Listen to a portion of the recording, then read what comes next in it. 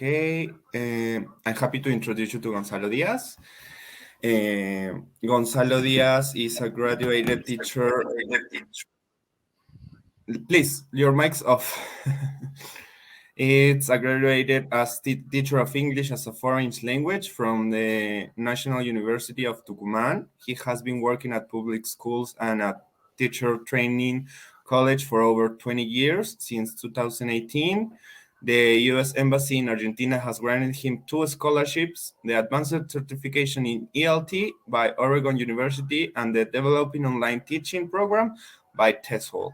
Both programs boosted his reflection on what the 21st century demands from educators. With his motto, "Teachers never stop learning," he has been involved in different global projects, developed his own ELT venture, Hands-On English Studio, and he has taken steps towards keeping himself proactive and open to share, has been learned with colleagues worldwide. He is going to be presenting change makers from individual work to a hands-on experimental journey. So, Gonzalo, how are you doing today? Hi, everyone. So glad to see you. Oh, there I can see that Carolina is with us. Carolina is a former student of mine. So glad to see her. Glad to see you, Carolina. Yeah, thanks a lot for your support, Caro. And well, Artur is also with us. I don't know if there are other people with us. I cannot see them, but anyway. So before you start presenting, Gonzalo, yes. Just wanted to let know everyone that you have a Q&A on your right side of your screen. There you can write your questions and we will answer them along the way. Remember to keep your mics off until we let you know. And so, yeah, the microphone is all yours, Gonzalo. Thanks a lot. Well, first of all, thanks a lot for taking time off of your schedule, of your very busy schedule as any other teacher in the world. Thanks for taking time off to share. Thank you for taking time to share with another colleague, okay, and with some other colleagues in this conference. It's a great opportunity for all of us, and I encourage you to participate in this kind of conferences because, well, we learn from each other. Well, so this is the time for me to share this presentation. It's a very personal presentation. It's one that, as it says, it's from individual work to a hands-on experiential learning journey. That's my own learning journey, and I would like to share that with you because I believe it can work out for all of us. And it says, it begins saying change makers, and I will let you know why I decided to entitle this presentation Change Makers. Well, you know, education nowadays, is it similar to, I don't know, to walking in a jungle full of flowers and exotic birds? Is that what education looks like? Or is it nowadays, or is it more similar to a desert? Sometimes we might feel that we're in the middle of a desert and that we are alone, and that we don't know exactly how to survive, particularly during these last 2 years where the pandemic context has undergone and actually created a whole new context for education. Okay, we had to jump into online teaching, remote learning, and all those strange names that probably we never heard of before, or probably just a few of us had heard of. And we had to cope with that, and we had to rise up to the challenge and do our best as educators. But all the same, probably we have felt that we're in the middle of a desert. Okay, and there, some questions just raised up. For instance, is it useful what I'm doing? Shall I just settle down and, I don't know, just wait for my paycheck every single week, every single month? As a friend of mine says, carpe diem, just wait for the paycheck. Or is that how we should face our job nowadays? And then some other questions. Is there any other better way to do things? Or probably the worst question, shall I quit and take up another job? Well, those are questions that came to my mind around 2017, 2018, because at that moment I was in the middle of a crisis. And because I felt like I was working like nothing changed while I was working. And I was doing my best probably, but that's how I felt. But then something happened to me. In 2018, here in my city, we started a whole new program of teacher development. It was a free program by our ministry here in Tucumán, in the north of Argentina. And I had a chance to listen to this teacher, Pablo Aristizabal. He's a great educator. He has developed so many projects online, but and that's there. You have his website if you ever want to check that. Sorry, you are going to have the link to download this presentation. Amado will share that in the chat anytime, so you can download the presentation in case that you have any connectivity issues, or just for you to have it at home and check the websites later. Okay. Yeah, and sorry to interrupt you, but Yeah. just to let everyone know that this presentation is going to be recorded. Oh, So yeah, also that. they can review it, they can see it, they can That's right. analyze it as many times as you want. And just remember, just have that in mind. Yeah, that's true also. Yeah, Thanks, Amado. and if you could turn on your cameras to make this more dynamic, that would be great. Thank you, Carolina. Yeah, Carolina is there. Yeah, Artur is also there. Thanks a lot. Okay, so I met Pablo Aristizabal. There we have a picture, a selfie with him. I wanted that picture. I wanted to take that selfie because at that moment, it was like a spark was enlightened inside of me during his presentation. Because even though he's a teacher who works online, who has developed the greatest sites for remote teaching in Spanish, he has received so many awards. That day, he talked about the power of reading. That day, he talked about the power of parents reading to their children, and the power of imagination, how imagination fosters education. Okay, how imagination can foster so many great qualities in learners and also in teachers. So it was like crazy. Okay, we had this man who has been awarded so many prizes for remote teaching, remote learning, for websites, and he talks about reading. That lighted a spark inside of me, because I, apart from being a really, I don't know, a hungry reader, I like reading a lot. It was like saying, okay, let's go back to the basics. Okay, reading, parents reading stories to their children. Okay, so how important is that? And I'm a parent too, so that that also questioned how I was doing with my kids. Okay, so that was like a first step. Okay, I said, okay, something is in here. So education is not lost. Okay, so I shouldn't be quitting. There must be something to be done.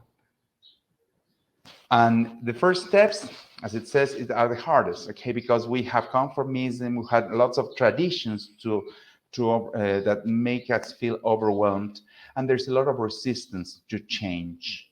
But somehow I felt inside of myself that I had to do something different, and I had to find a different way in my classroom for my students.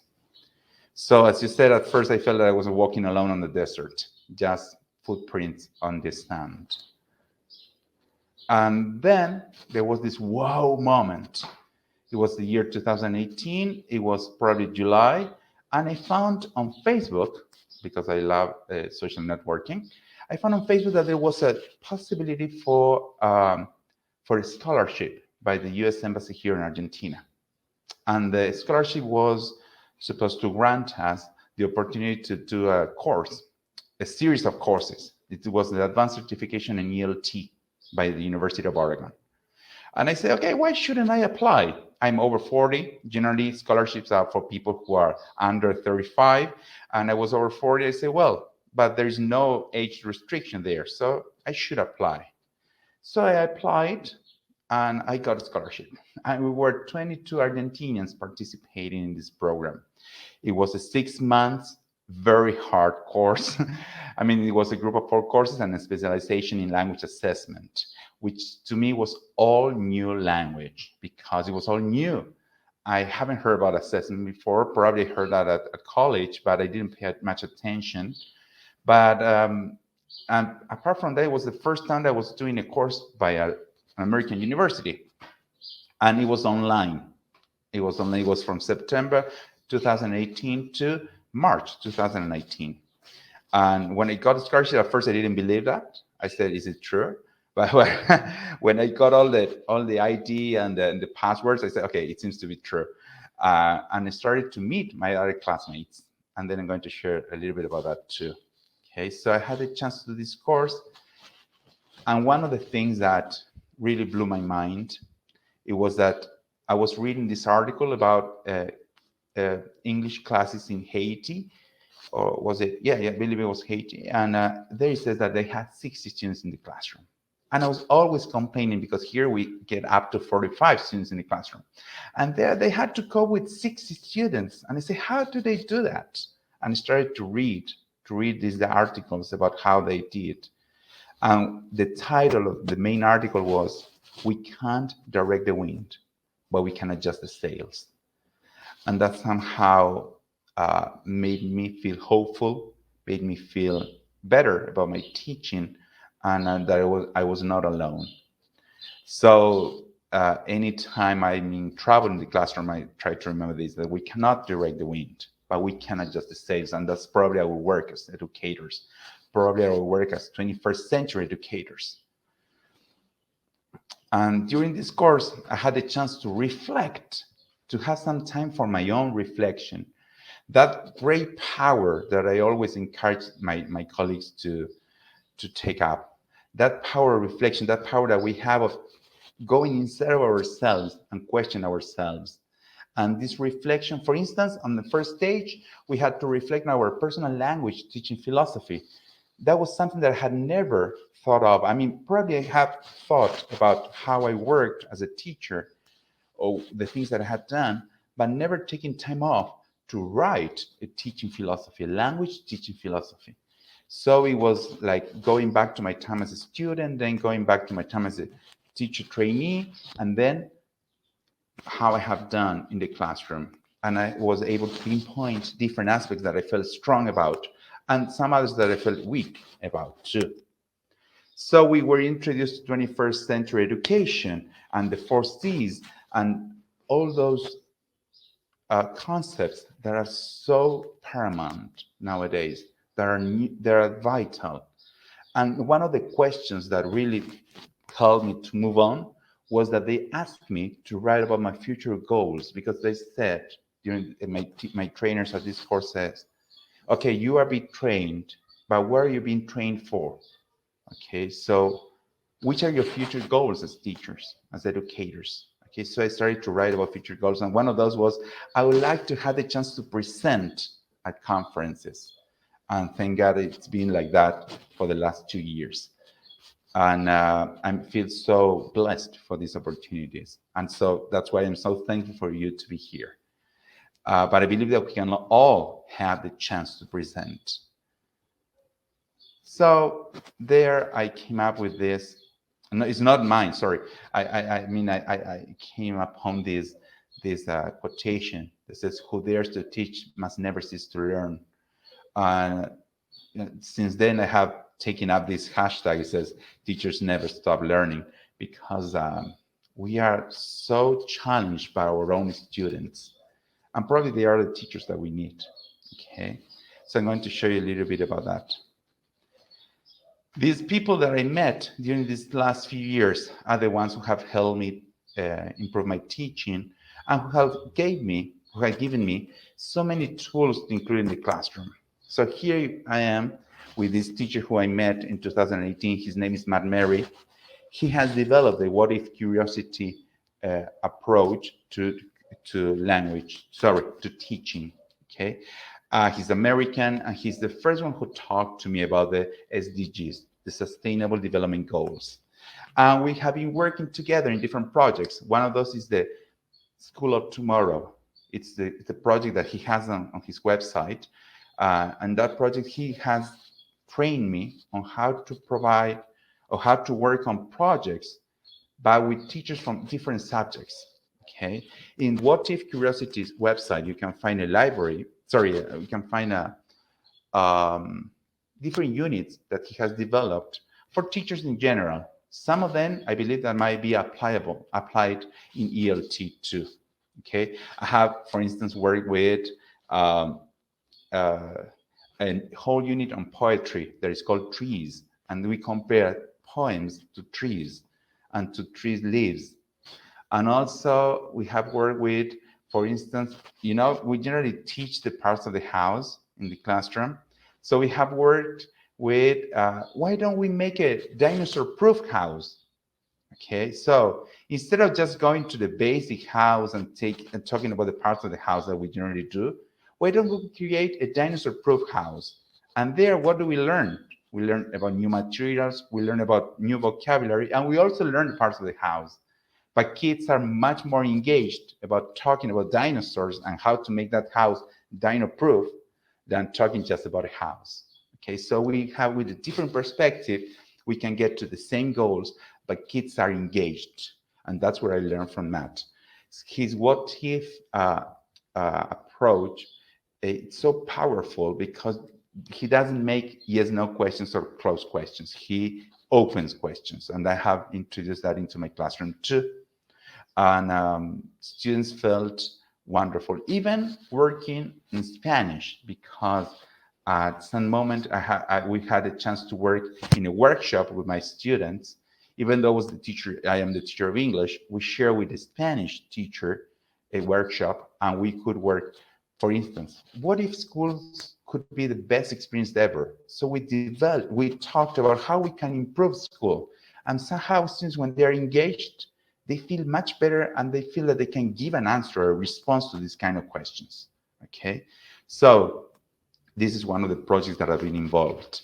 And you can check it out on the whatifcuriosity.com website. You can go there. There you will find the library. There you will find the units. There are like 9 units. One of these is on Steam. Well, you have different units, so I encourage you to go over there and check it out. Okay. As I said, this is my personal journey, but I'm sure you have lots of other things to share too. So if you have any moment you want to make a question, or any moment you just want to share something, please do so. Okay. Well, this is another project that I have been involved. Ayliki Papa is a teacher from Greece. She's the founder of the I Love Dyslexia project. And just from the title, you can see that she loves dyslexia. And believe it or not, her students are learning English even though they had dyslexia. She has developed her own program, and she has developed this program for Greek speakers to learn English. And I have seen the results. I have seen her students. I have met one of her students. I have met 2 students of hers. And I had a chance to talk to them, one of them in person and one of them online. And I couldn't believe that a 15-year-old who had been studying English for 3 years could express himself so well in a foreign language, and who has been diagnosed with dyslexia. It's because she believes that dyslexic brain is a different kind of brain, and it's something to cherish. And that brings in a whole new paradigm for education. There you have her website, you can check it out. But from that website, from that paradigm, she has developed the SOS for Love project, which I have been involved, and I have been a volunteer for the last few years. This is the 5th year that this project is going to be taken up. Okay, every year she calls it a mission. Okay, mission 1, mission 2, mission 3. This year, yesterday, the mission 5 started. You can all sign up for that. And in this project, it's called SOS for Love project because it's students organized solutions, okay, for love. It's not save our souls, okay? We would generally think of that as SOS. This is students organized solutions. So students are protagonists of this process, okay? So you can work with your students. She invites us to work on that on October because, well, in Greece, there is when the school year starts, okay? But we can work with that on March, on June, and we can then document everything and share that during October, because during the first week, you're supposed to share a picture of your students, a picture of you, and tell them and share what you're going to do in your project, because the idea is that you organize a solution related or connected to SDGs, to the Sustainable Development Goals, okay? So, for instance, On the year 2019, I developed this program that was developed this SOS follow-up project that was called Eco Bricks for the Future. So what we did was, first of all, to think about a problem that we had in our community. So we thought about how much plastic waste we found. So what we did was to collect that plastic waste at home, on the street, and we started to make these eco bricks. What are these eco bricks? This is a plastic bottle where that you fill in with plastic waste, you press that and it's really firm, you close it, and then you have an eco brick. And we built, like, I don't know, we got like more than 200 eco bricks, and we donated them to an organization that builds houses with these eco bricks. So my students felt, even though they are 9 years old, 10 years old, they felt that they were doing something for somebody else that they probably never met, because they never met the owner of the new house. And probably those eco bricks were just, I don't know, a wall in that new house. But they felt that they were doing something in English to make the world better for others. And that's what we did during the 2018 mission. That was mission 3. In mission 4, 2020, we couldn't have face-to-face classes. So what we did was to celebrate ourselves during different parts of the year. For instance, we celebrate Mother's Day, we celebrate Father's Day, we celebrated Teachers' Day, Students' Day. So for each of those days, we sent ourselves gifts. So because I lived very close to my students, I was able to send them, to give them different gifts for those days. And they gave me a gift for Teachers' Day. And then we share pictures of how we celebrate Mother's Day, Father's Day, and we put all that together, and we call it Be Kind to Your Heart project. So the SDGs that we talked about was prevention of illnesses, because we were preventing from getting sick from by COVID, but we still were able to protect our heart and share how we celebrated different things during the year. So it was not only October, but in October I was able to put all the things that I have documented, the pictures and the videos and everything, and put them together and share that in this SOS Follow-up project for 2020. So these kind of changes in education have helped my students feel much stronger. They didn't feel that they were left behind. Well, I had also the chance to meet Stevevington. He's the one who developed the authentic learning approach. He's from Canada. Nowadays, he's a retired teacher. And it was so great to meet him. Do you know, he's the one who developed this project. Probably you heard about it. He invited his students, his primary school students, to develop some sort of device that would protect an egg from falling from the top of the stairs. So he will take all his students to the top of the stairs and throw this egg covered or protected by a device that he or her had developed. And from that, he was able to develop whole units about nutrition, STEAM, science, technology, engineering, art, and mathematics. He was able to talk about physics and all of that with his students, just trying to develop this device to protect the egg. It was a project that was taken up by a primary school teacher. He was a primary school teacher at the moment, but it was previously developed by the Pasadena University in 1965. But the physics students there had to develop a device that would protect the egg falling from a helicopter.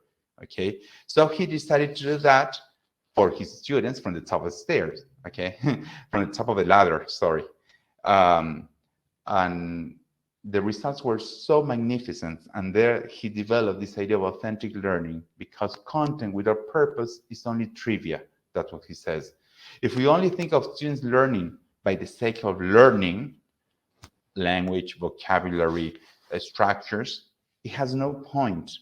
Okay, there must be some sort of purpose. I believe that the SOS for Love project brings a purpose into the classroom. Okay, I believe that the authentic learning provides us with a whole background and framework that might help us to give purpose to what our students are doing. Okay, he has developed the Living Walks Museum, for instance, in the classroom. Okay, so students, and I did that at school where Carolina was my student too, but I don't know if she participated on that or not. But we developed the whole Living Walks Museum. So students were walk statues of different people, of different celebrities, and the other students would talk about those walks statues. So somehow it was bringing a purpose into the classroom. Okay, so in other cases, for instance, I have developed a very small puppet show by older students to bring that into for instance, to kindergarten school. So the younger kids who had the chance to start feeling that English could be used in the classroom too. Okay, it's not only learning to sing, but also learning to answer questions, talking to a puppet, and sharing. And that was a way to bring a purpose to what my students were doing. Okay, so it's not only learning, but learning with purpose. Okay, so that's another powerful tool in the classroom too. Well, I had a chance to meet this teacher, Sean Robinson from Canada too, but I met him online. I had never met him face to face. We have been talking about his own approach that is called connections-based learning. It's a framework. It's not a project in itself. It's a framework that also helped me consider other ways to teach into the classroom. Here in this picture, which I don't look really well in the picture, but that's okay. I wanted to show you a real picture of a moment. I had the chance to share with teachers from Canada, okay, about how connections-based learning improved my classroom, okay? And we were talking about how we could connect classrooms from different parts of the world thanks to language and thanks to this connection-based learning framework. And so I share how my students somehow became teachers to other learners of Spanish, for instance. And then some other native speaker of English was able to connect online with my students and share. Okay, share a little bit about their ways of living, about their culture, about different aspects that made up everyday language valuable. Okay, and how did I do that? I'm going to show you that. Another project. I had done that thanks to the Happy World Foundation. Happy World Foundation has a program that it's called Global Connect. This teacher, Akash Patel, he speaks 6 languages. He moved from India when he was starting college. He moved to the United States with his twin brother, Happy Patel. So Akash and Happy were so proud of their own culture that they wanted to share that with their American classmates all the time. So every Friday, they will try to make a gathering at their home to share about Indian culture. And nobody could believe that these 2 guys from India spoke 5 languages at that moment, and that they had visited more than 30 countries in their 17, 18-year-old life. So they say, why can't we share that at a bigger platform? And they decided to not to quit. I mean, they became an engineer and a business manager, but then they decided to take all those skills from those different careers and become teachers. And so they became teachers of languages. And Akash, he learned Spanish, okay? So he learned a 6th language. At that moment, Happy Patel died. And that's how they renamed the organization, because at that moment, the name was Global Connections. And then they changed it to Happy World Foundation. It's not happy because of happiness, but happy because of Happy Patel, the other founder of the organization. And so Akash has taken up his legacy and connected classrooms all over the world. First of all, with this idea of sharing culture and languages. Okay, so we connect classrooms all over Argentina and different parts of the world. For instance, with Spanish speakers. And imagine when my students who live not in a big city, we live in the outskirts of a city, had a chance to meet other Spanish learners, and somehow they became teachers to them. They feel great. They feel empowered. They feel encouraged to learning.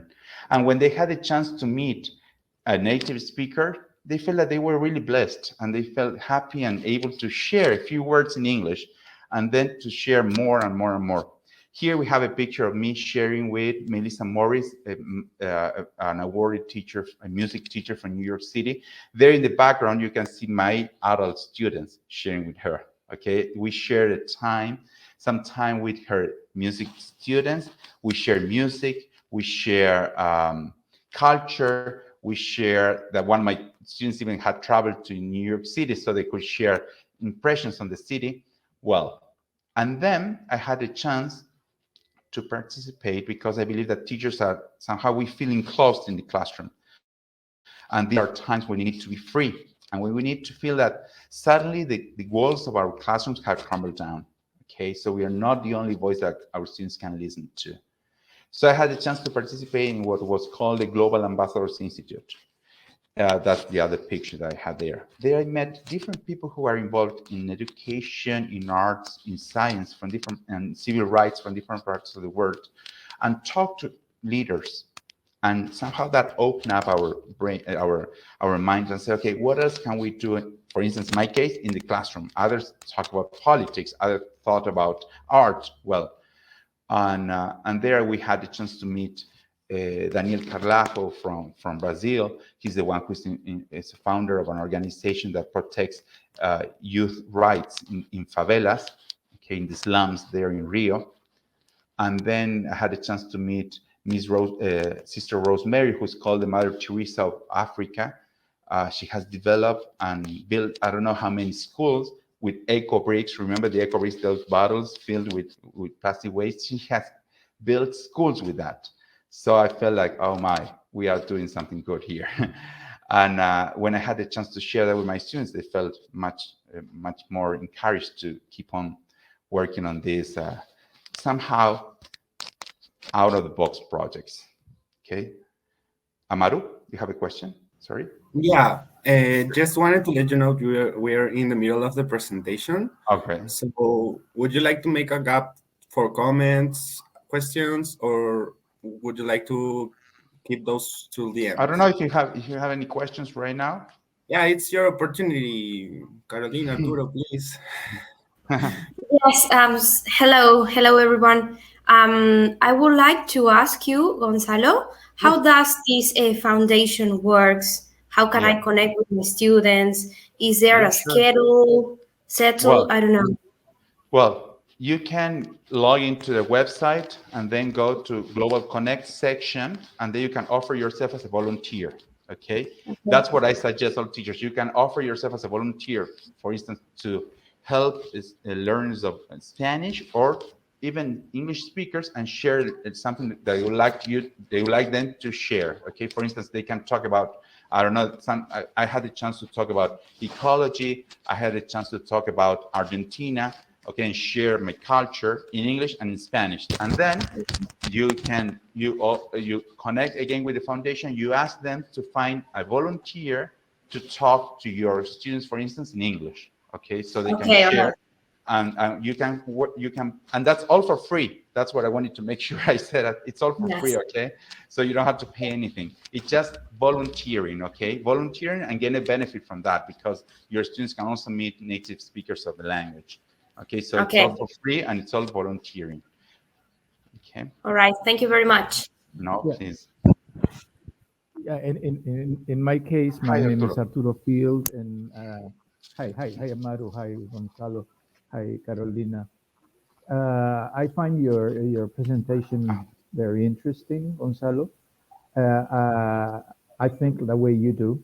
I've been in this field now for more than 40 years. I started very young. And as you say, we have to imagine, we have to lead our own professional development, Gonzalo. It's not a matter of just teaching and teaching and teaching and just waiting for your paycheck at the end of the month, as you say. I think it's a matter of finding what you like to do. In my case, I started as a lawyer, then as a teacher, and I discovered that there were many things that could be done in the teacher training field, and that's what we have been doing for the last 30 years. And you just have to find what you're good at, what you That's really great. like doing, what's your passion. Mine is getting people. Yeah. Mine is getting people together, Mhm. helping teachers to be better professionals, and that's what you have to do. And keep on imagining Yeah. the future, I because love we don't that. know what's coming up. I think that you have We don't nailed know. We don't know what. you nailed it there. You mentioned passion, and one of the things that I have learned from Matt Mary is that what if your Yeah. passion can be a great solution in the classroom? Probably you might feel passionate, I don't know, about knitting, which kind of sounds crazy, but probably you can create a whole project on knitting stories, okay? Or you feel passion for I don't know, about civil rights, or you feel passionate about literature or music, and you can bring all that into the classroom, and somehow students react to that positively. Okay. That's right. That's right. Great, great, Oh, Gonzalo. Go We thanks. on, have please. Janet Garcia. I don't know if Yeah. you would like to make a comment, ask a question. Okay. There we have I Janet. think no. It's But okay. Don't worry. I just Let's wanted go to say, on. yeah, Yeah. let's go on. I just want to Let's say go. that I really like your presentation. Oh, thanks. It's really inspiring, and you're totally right, because I mean, I've known a lot of teachers that don't teach with passion, like it's not their passion, and it's like they don't transmit anything. It you like it whatever they are trying to teach because they just want their paycheck. It's like it comes through one ear and it goes through the other, because you can feel Right. that they are not Yeah. passionate. Okay, Right. Gonzalo, the mic is Yep. all yours Let's go again. on. Thanks. Let's go on. Thanks. Well, I probably am not quite a theoretical guy. I'm not into theories, but I had a chance to meet other people who are really good theoretical, and they have given me this sort of background. Once we were talking with other teachers, and said, "Okay, you sound like Philippe Perrenot." I said, "Okay, who's that guy?" And then I started to read about him, and he talked in 1994 about the new competencies for teachers. He talked about that we had to have this idea of how to manage learning situations and progressions in the classroom. That differentiation was really important. That's what he said in 1994. And differentiation is taking up the same goal, but from different perspectives. And we need to have that into the to bring that into the classroom. It's not all just one plan for all. Okay, we have one plan, but that plan in the lesson plan needs to be adjusted at some moments because students have different learning styles or different ways to learn, if you don't want to call it, or if you don't agree with the learning styles approach, okay? But different ways to learn, okay? So some kids will be really motivated by music, but probably others just will be really good with learning, with reading, okay? We need to engage ourselves in the learning situation. That's why sometimes it's so good when we bring in something that we're also learning into the classroom, okay? Teamwork is fundamental. Teamwork is vital.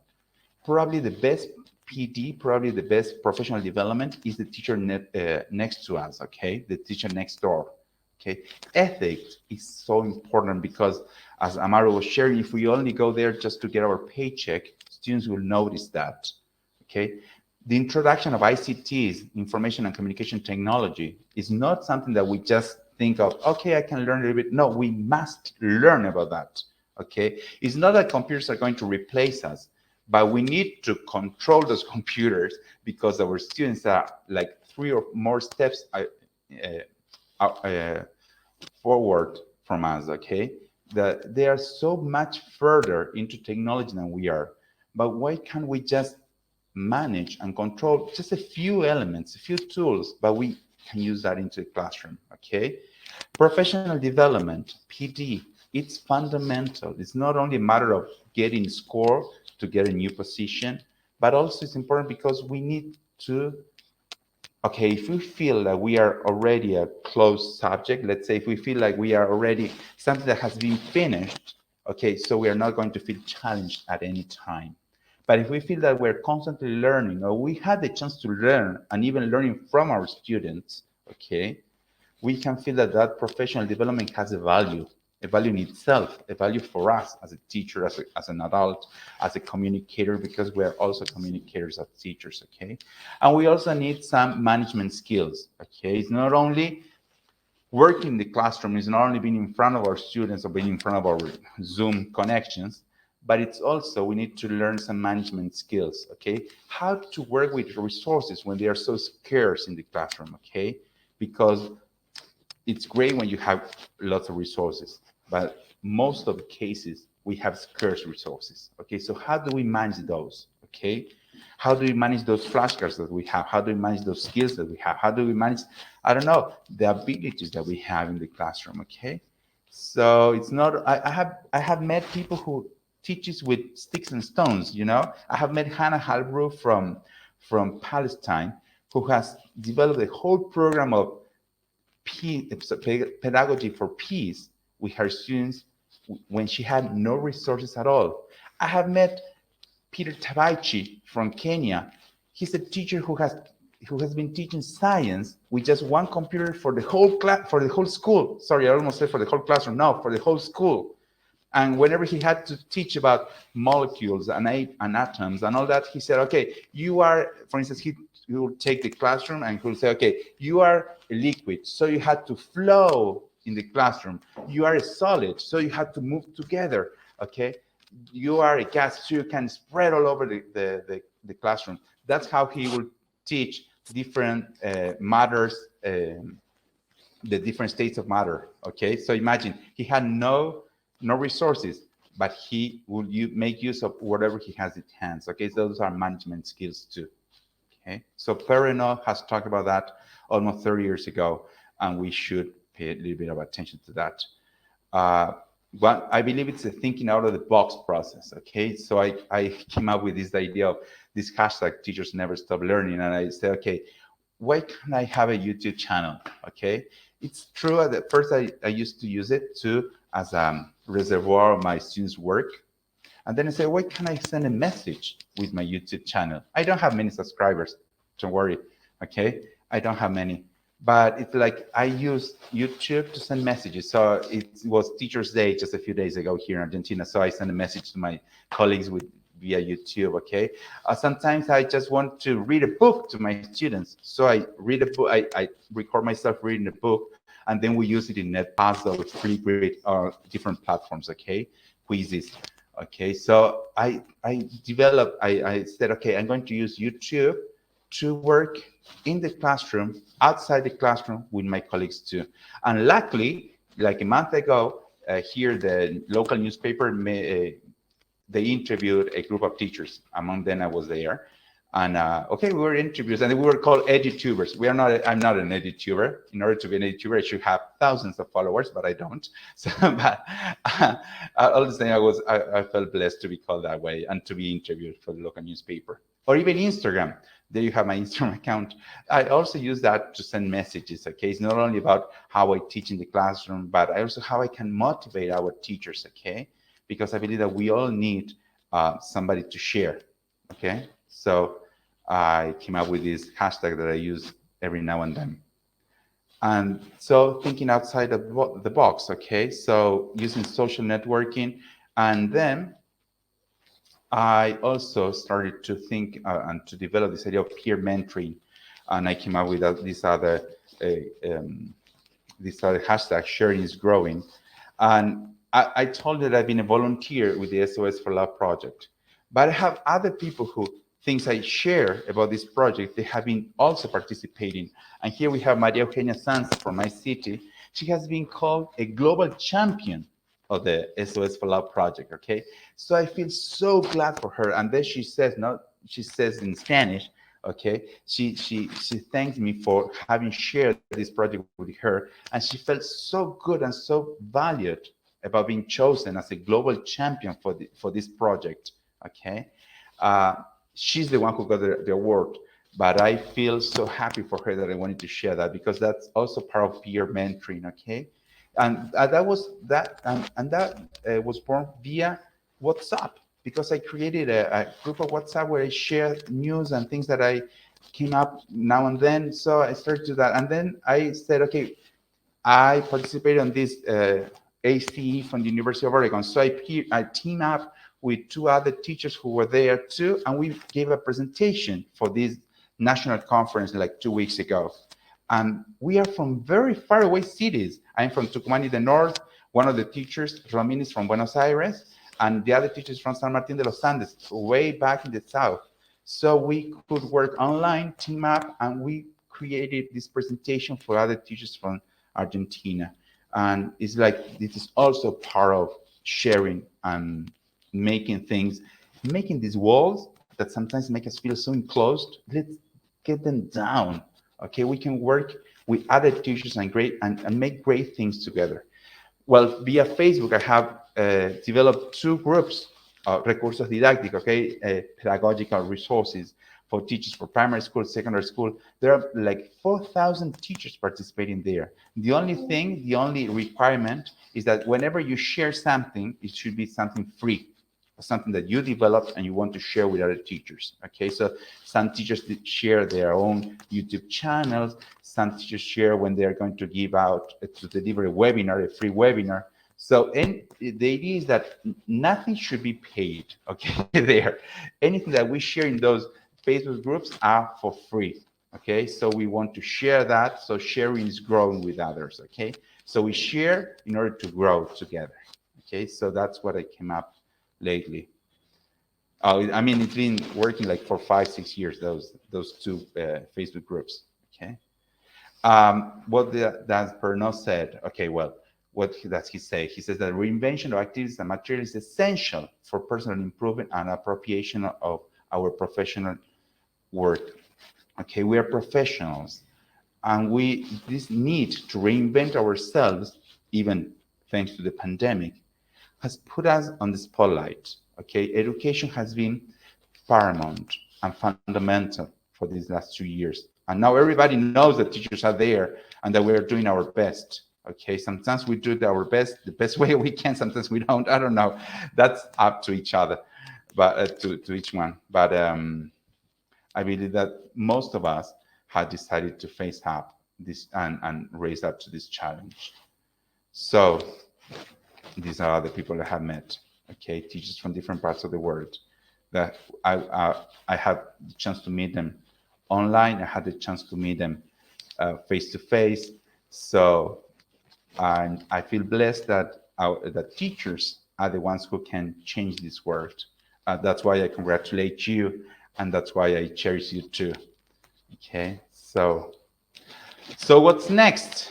That's a question that we should always be asking ourselves. Okay, so what's next? What's my next step? What am I going to do next now? Okay, am I going to take up, I don't know, more studies? Am I going to take up a new job? Am I going to take up a new project at school? Am I going to take up, I don't know, whatever I'm going to do. So what's next? But the next question is, who are you walking with? Okay, it's not a matter of just taking up new things, but let's do it with somebody else. Okay, so let's try not to work alone. Let's try not to walk alone. So who are we going to walk with?